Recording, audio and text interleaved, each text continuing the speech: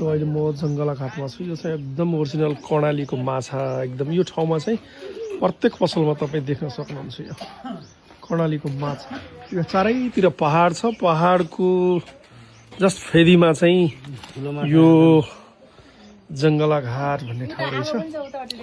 अनि तपाईँहरूलाई म माछा चाहिँ देखाउँछु है। एकदम गजब गजबको माछा रहेछ। सुकेको स्पेसल कुन माछा रे? असला माछा पाउँदो रहेछ।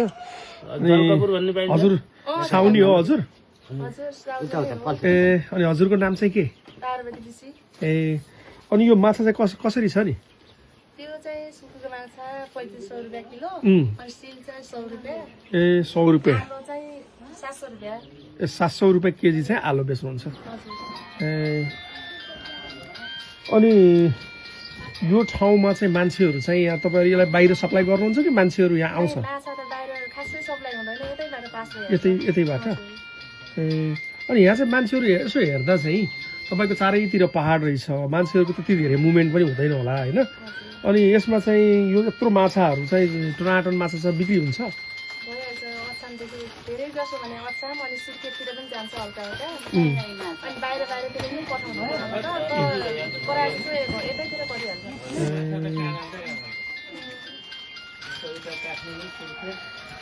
ठाउँ चाहिँ तपाईँको यति राम्रो ठाउँ रहेछ कि यो चाहिँ हेर्दा चाहिँ सानो ठाउँ तर राम्रो चाहिँ ठाउँ छ है। कसैलाई माछा खान मन लाग्यो भने यो ठाउँमा आउनुपर्छ। मजाको बाटो पनि त्यति नराम्रो छैन बाटो। सृष्टि होटल अरे? ए उहाँ चाहिँ सृष्टि होटल, अछामी सृष्टि होटल भन्ने रहेछ। अलिकति बोर्डमा चाहिँ धम्मी उलाइसकेको रहेछ क्या बोर्डमा चाहिँ। अनि मान्छे चाहिँ चिटिक्क पर्नु भएको रहेछ। बोर्ड चाहिँ पुरानै रहेछ क्या। माछाहरू चाहिँ एकदम गजब गजबको माछाहरू छ र यहाँ।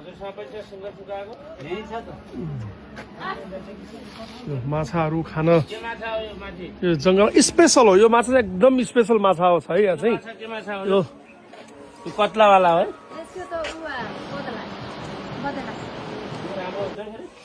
के छ आमा? नमस्कार। आराम हुनुहुन्छ? गालासाला चाउरी परेछन् है आमा? बुढो भयो है? बुढो भयो हजुर। अब देखाइदिनु न। हाम्रो गरागरलाई चाहिन्छ भने चाहिँ एकदम कन्ट्याक्ट गर्न सकिन्छ। अनि यो माछा चाहिँ यो सिलको माछा पनि रहेछ राम्रो राम्रो? सिलको पनि छ, माथि रुममा स्टोर रुममा पनि छ हाम्रो। ए अनि यो चाहिँ आलो माछा हो परको फेरि सुकाउँदै गरेको? हजुर एकदम त्यो आलो हो।